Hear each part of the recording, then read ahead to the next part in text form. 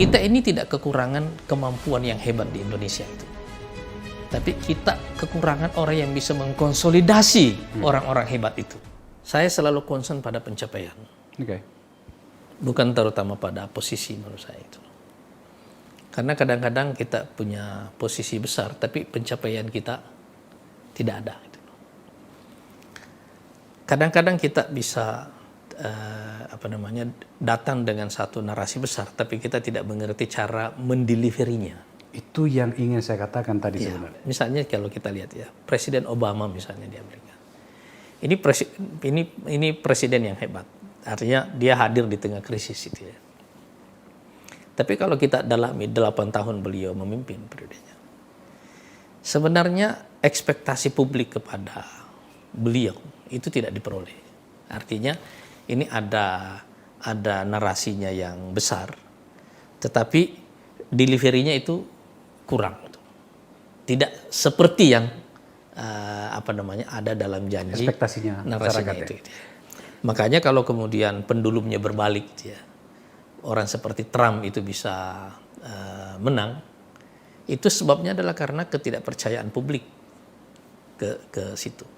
Nah, saya concern dengan pencapaian karena menurut saya setiap satu narasi besar seperti itu harus disertai dengan rencana delivery. Harus disertai dengan itu. Jadi kita tidak boleh berhenti hanya sampai di situ.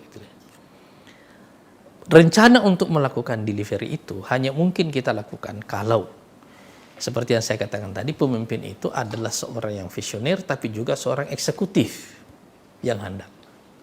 Kita ini tidak kekurangan kemampuan yang hebat di Indonesia itu. Tapi kita kekurangan orang yang bisa mengkonsolidasi orang-orang hebat itu. Itu masalah kita di situ. Correct. Kalau kita bisa mengkonsolidasi orang-orang hebat yang ada di Indonesia ini dalam satu arah, itu insya Allah saya yakin bangsa ini bisa melakukan pencapaian yang luar biasa. Salah satu yang menurut saya yang kita perlukan dalam kepemimpinan ke depan itu adalah kombinasi antara Bung Karno dan Pak Harto. Bung Karno itu kaya wawasan, kaya visi itu ya. Harus kita akui bahwa Indonesia dengan ukurannya pada waktu itu bisa menggalang, mengkonsolidasi negara-negara Asia Afrika itu kan hanya lahir dari wawasan yang luar biasa. Ya.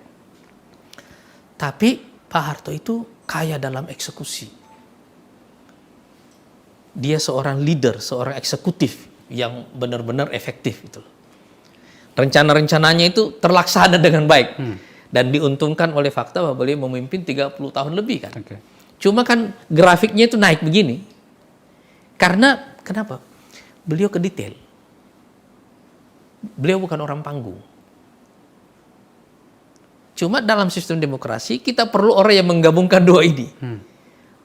Orang panggung dan pada waktu yang sama orang yang dalam ruangan bisa bekerja sangat efektif. Detil. Iya. Orang detil.